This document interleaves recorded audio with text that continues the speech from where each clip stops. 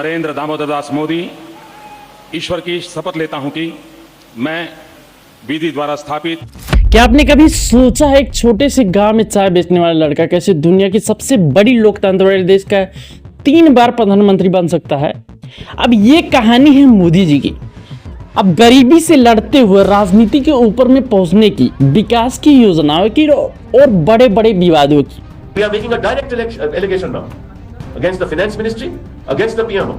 कांग्रेस नेता ने दावा किया है कि जम्मू कश्मीर में जल जीवन मिशन के नाम पर 13,000 करोड़ का करप्शन किया गया है और इसमें है दंगे, आर्थिक फैसले और जो उन पर आरोप लगे हैं वो भी आज बहस का विषय बना है। That is why Karnataka shown to the country now. 40% correction wala government was there in Karnataka. Now people are decided that that government is not needed.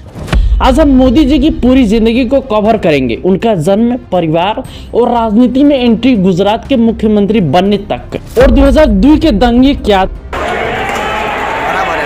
थे और क्यों हुए, 2014 में पीएम कैसे बने और उनके बड़े फैसले जैसे नोट 500 रुपए और 1,000 रुपए के करेंसी नोट लीगल टेंडर नहीं रहेंगे। बंदी, जीएसटी विवाद जैसे राफेल डील को लेकर राहुल गांधी का कहना है कि मोदी जी ने घपला किया है। Corruption against the government.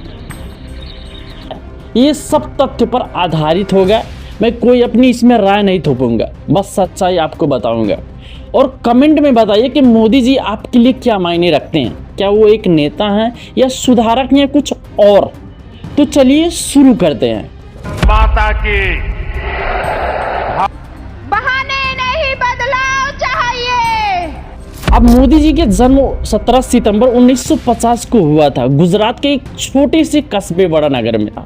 ये जगह मेहसाणा जिले में है, जहां उस समय जिंदगी बहुत साधारण थी, कोई लग्जरी नहीं, बस मेहनत और संघर्ष।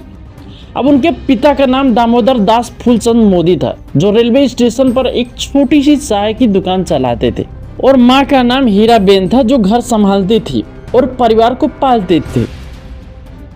अब मोदी जी की 6 भाई बहनों में तीसरे नंबर पर थे, मतलब घर में बच्चे ज्यादा थे और पैसे कम। बचपन से वो परिवार की मदद करते थे, सुबह जल्दी उठकर चाय बनाना, बेचना और स्कूल जाना। अब कल्पना कीजिए आप, एक बच्चा जो दिन भर मेहनत करता है लेकिन सपने बड़े देखता है। ये वो दौर था जब भारत की आज़ादी के बाद अभी अभी खड़ा हो रहा था। अब उस टाइम गरीबी और बेरोजगारी की समस्या बहुत बड़ी थी। मोदी जी ने अपनी स्कूल पढ़ाई बड़ा नगर में ही की। वो कहते हैं उन्होंने कभी कोई बड़ा स्कूल नहीं देखा।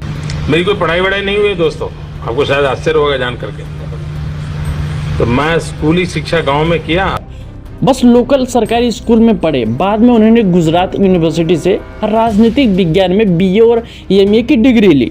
अब इनकी बचपन एकदम गरीबी में बीता, लेकिन उन्होंने कभी हार नहीं मानी। वो बताते हैं उन्होंने रेलवे स्टेशन पर चाय बेची। मुंह से मैं बोला था, मित्रों, मैं बचपन में रेल के डिब्बे में चाय बेचता था, और ये अनुभव उन्हें जिंदगी की सच्चाई सिखाता रहा।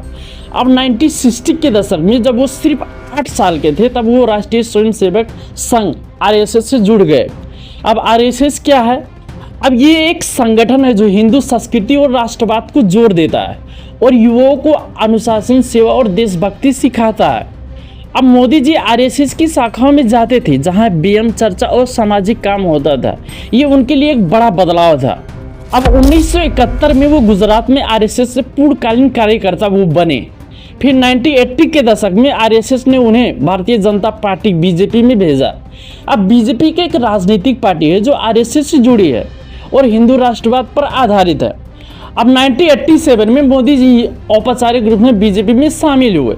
उन्होंने गुजरात में पार्टी को मजबूत करने का काम किया, जैसे कार्यकर्ताओं को ट्रेनिंग देना, चुनाव में प्लानिंग करना। अब 1990 में गठबंधन सरकार में मदद की। अब 1995 में बीजेपी की राष्ट्रीय सचिव बने। अच्छा, तो अब आते हैं मोदी जी के राजनीतिक करियर के पहले बड़े पड़ाव पर। अब 2001 में गुजरात में भूकंप आया था, जिसमें पूरे राज्य को ही हिला कर रख दिया।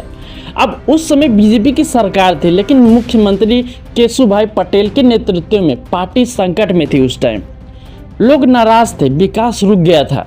तब बीजेपी ने बड़े नेताओं ने फैसला किया कि मोदी जी को मुख्यमंत्री बनाया जाए। अब 7 अक्टूबर 2001 में वो गुजरात के मुख्यमंत्री बने भी। अब उस टाइम का ये उनका सबसे पहला बड़ा सरकारी पद था। अब आप कल्पना कीजिए, एक व्यक्ति जो कभी विधायक नहीं बन पा रहा था सीधे मुख्यमंत्री बन गया। अब फरवरी 2002 में उन्होंने पहली बार विधानसभा चुनाव लड़ा और जीता। फिर सितंबर 2002 में पूरे राज्य चुनाव में बीजेपी ने 182 सीट में 127 सीट जीती और मोदी जी फिर मुख्यमंत्री बने। अब उनके बाद 2007 में 117 सीटें और 2012 में 115 सीटें, हर बार वो जीतते चले गए। अब ये सारे डेटा बताते हैं लोग उनको पसंद करते थे, है ना। प्रधानमंत्री जी से मुलाकात हुई। हाँ मिली, दर्शन हुआ उनका दर्शन हुआ, नमस्कार किया, है कि नहीं, या फिर कुछ और बात है? आप कमेंट में अपना राय जरूर बताइएगा। अच्छा, तो अब चर्चा करते हैं गुजरात मंडल क्या था। सरल शब्दों में कहे तो एक विकास का तरीका था जो मोदी जी ने अपनाया। आज मैं आप सभी को एक और बात याद दिलाना चाहता हूं। आज दुनिया वाइब्रेंट गुजरात की सफलता देख रही है। Gujarat in the last 2 decades has accelerated its overall economic development. इसमें फोकस था निजी कंपनियों को बुलाने पर, सड़कों, बिजली, पानी जैसे बुनियादी सुविधाओं सुधारने पर। अब 2003 में उन्होंने वाइब्रेंट गुजरात नाम का एक बड़ा इवेंट शुरू किया जहां दुनिया भर के निवेशक आते थे और गुजरात में पैसे लगाते थे। इसमें हजारों करोड़ों रुपये निवेश किया गया, फैक्ट्रियों बनी, नौकरियां बढ़ी और बेरोजगारी की अर्थव्यवस्था तेजी से उस टाइम बढ़ी हुई। अब राष्ट्रीय औसत से ज़्यादा जैसे 10 से 12% की ग्रोथ उस टाइम रेट थी। अब बिजली हर गांव में पहुंची, सड़कें अच्छी बनी और पानी की समस्या कम हुई। लेकिन कुछ आलोचक लोग कहते हैं ये मंडल सिर्फ अमीरों और बड़े बिजनेसमैन के लिए था। ये सुनिए। डिमॉन्स्ट्रेशन करते हैं तो पुलिस हम पर लाठी डंडे बरसाती है, जबकि प्रो रिजर्वेशनिस्ट रैली को पुलिस एस्कॉर्ट करके ले जाती है। ना ही सरकार हमारे साथ है, ना ही एमपीज हमारे साथ है। 2002 गुजरात दंगे भारत के इतिहास का एक काला अध्याय है। An Indian court has jailed 11 Hindus for life for the murder of dozens of Muslims during riots in Gujarat in 2002. इसे समझने के लिए पहले घटना की शुरुआत से शुरू करते हैं, ठीक है। अब 27 फरवरी 2002 को गोधारा रेलवे स्टेशन के पास साबरमती एक्सप्रेस ट्रेन की S6 बोगी में आग लग गई। अब इसमें कम से कम 59 लोग मारे गए, ज़्यादातर हिंदू कार सेवक थे जो अयोध्या से लौट रहे थे। अब सवाल ये है कि ये आग लगी कैसे। अब अलग अलग रिपोर्ट में अलग अलग बातें हैं। नानावती कमीशन जो 2008 की रिपोर्ट में आई, उन्होंने कहा कि ये साजिश थी। लगभग 1000 से 2000 लोगों की भीड़ में ट्रेन ने हमला किया और आग लगाई। लेकिन बनर्जी कमेटी जो 2005 में बनी, उन्होंने इसे एक घटना एक्सीडेंट बताया, जैसे कोई एक्सीडेंट हुआ हो, ठीक है। अब हालांकि गुजरात हाई कोर्ट ने बनर्जी कमेटी को असंवैधानिक कहा। फिर सुप्रीम कोर्ट की स्पेशल इन्वेस्टिगेशन टीम SIT ने 2011 को गोधारा पुनर्नियोजित साजिश माना और 31 लोगों को दोषी ठहराया और 11 लोगों को फांसी की सजा मिली, जो बाद में आजीवन कारावास में बदल गई। अब इस घटना के बाद 28 फरवरी में दंगे शुरू हो गए जो 3 महीने तक लगातार चले और पूरे गुजरात में हिंसा फैली। ये देखिए।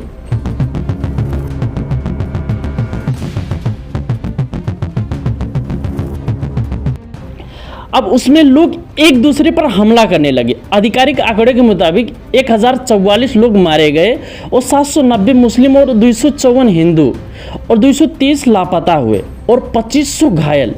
अब जगह जगह जैसे नरोदा, पाटिया और गुलमर्ग सोसाइटी में बड़े हमले हुए। ये देखिए, जहां सैकड़ों मुस्लिम मारे गए। अब आरोप क्या थे? कई लोगों ने कहा कि यह राज्य सरकार के हिंसा को रोकने के नाकाम रही। अब उसमें क्या हुआ, मोदी जी पर व्यक्तिगत आरोप लगे कि उन्होंने अधिकारियों को कहा हिंदुओं पर अपना गुस्सा निकालने दो। अब यह सरकार ने जानबूझकर हिंसा होने दी। अब नानावती मेहता कमीशन की 2019 की रिपोर्ट ने मोदी जी को क्लीन चिट दी, कहा कि कोई साजिश नहीं थी और सरकार ने अपना काम किया। SIT ने 2012 में भी मोदी जी को दोष मुक्त किया। अब कहा कि उनके खिलाफ कोई सबूत ही नहीं है। सुप्रीम कोर्ट ने 2022 में इस रिपोर्ट को बरकरार रखा, लेकिन अंतर्राष्ट्रीय रिपोर्ट जैसे ह्यूमन राइट वॉच ने इसे राज्य समर्थित हिंसा कहा। उस दंगे में 249 लोगों को सजा हुई, लेकिन बड़े नेताओं को पर कोई सजा नहीं हुई।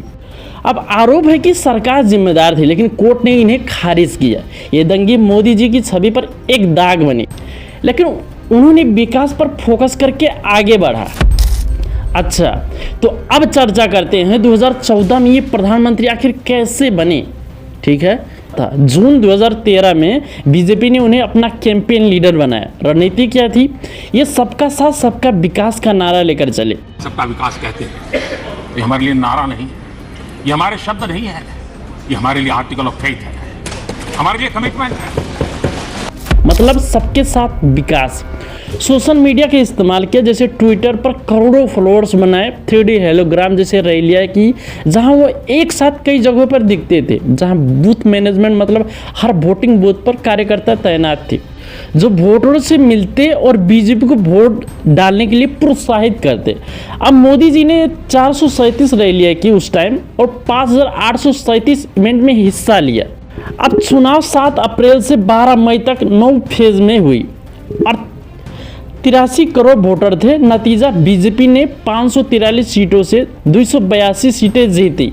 अब 31% वोट एनडीए ने और 376 कांग्रेस ने, और कांग्रेस सिर्फ 44 पर समिटी।